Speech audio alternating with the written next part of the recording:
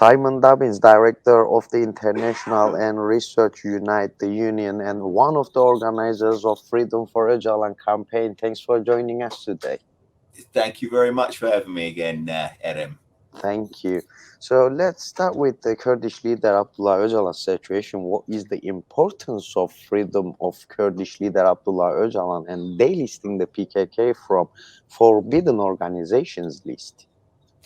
Well, I think it's obviously vital that Mr. Öcalan is released and liberated, first and foremost, on purely humanitarian grounds. But as we've said many times, it's vital because he holds the key to really building peace and stability in the region. Likewise, delisting of the PKK is really going to be an essential step to take in order to be able to engage with what is recognized as one of the parties in an internal conflict. That was the decision and view that the Belgian court came to.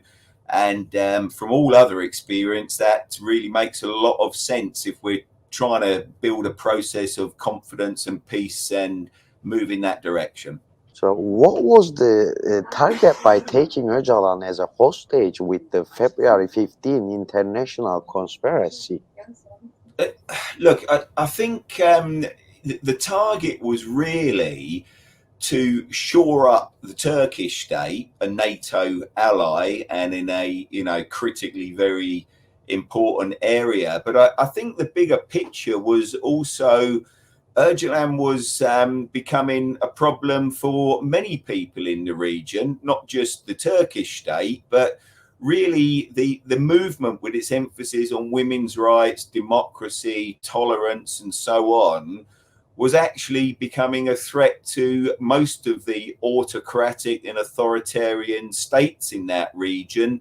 So there was essentially a common interest there for many different parties to try and get rid of Erdogan off the international scene and to, as they saw it, end the problems. But we know that that has not been the case and never will be the case. You can't simply imprison somebody and imprison their ideas and expect a movement to go away that has been built on supporting those views, those ideas, and wanting to move in that direction. This conspiracy has also driven the Kurdish issue to an insoluble state. How do you evaluate the isolation of Öcalan and the approach of the EU and the ECHR to this situation? I think first and foremost, the isolation of Abdullah Öcalan has to be judged on a really basic humanitarian human rights level. By any definition, international definition of torture, extended isolation, denied access, denied visits, and all of these things, that is clearly what is going on. With regard to the European Court of Human Rights, we have to acknowledge that they have at least called it out and said that the isolation and detention and the way it's being done is just not right. The problem is they have no real means to implement their recommendations and their decisions. So they're not being acted on. We know that most of the EU countries, certainly the key ones, are really terrified of another refugee wave. Erdogan knows that and openly threatens that and uses that argument if they don't do exactly what he wants. So what we're seeing is just a very weak European Union that is quite divided at the moment. And sadly, many of them have huge business and military interests with Turkey as well. So they are, in all honesty, just ignoring the massive and flagrant human rights abuses in the country, and particularly ignoring this inhumane and appalling treatment of Abdullah Öcalan. Thank you. What is the symbolic and practical significance of Öcalan's continuing isolation? To put the matter in another way, why do you think he's being treated like this? I mean, it's a good question, Erem.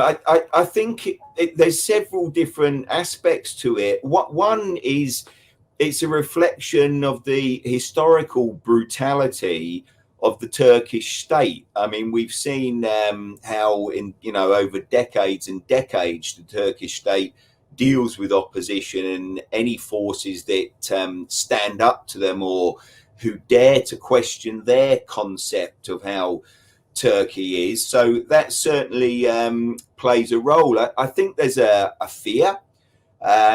Mr. Erdogan, the Kurdish movement, and now the broader civil society that is demanding change and reform and democracy and inclusiveness is a threat to the state. So they are attempting to imprison not only the man, but his idea and his perspective on life as well.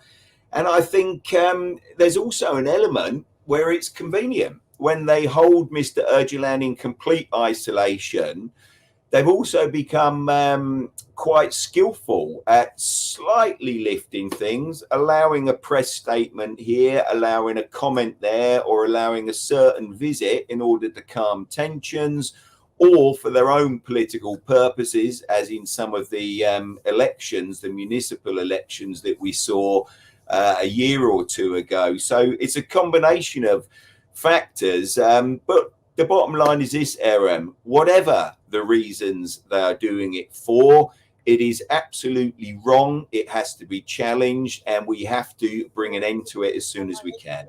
Lastly, what is your expectation and message for Mr. Öcalan and the Kurdish people as well?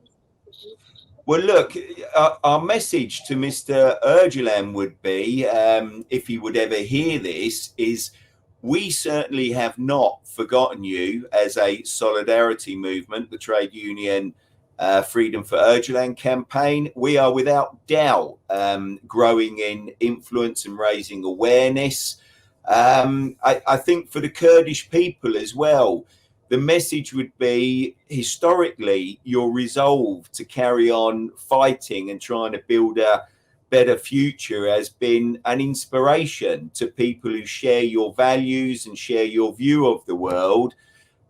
We know it's difficult times, and we know you are facing an unprecedented level of attacks, but at the same time, we stand shoulder to shoulder with you, as do all people of a similar mind. And in many respects, the situation, certainly in northeastern Syria, seems to be a little bit more stable since the Biden administration is there and Trump has gone. We hope that tensions may dissipate somewhat in northern Iraq.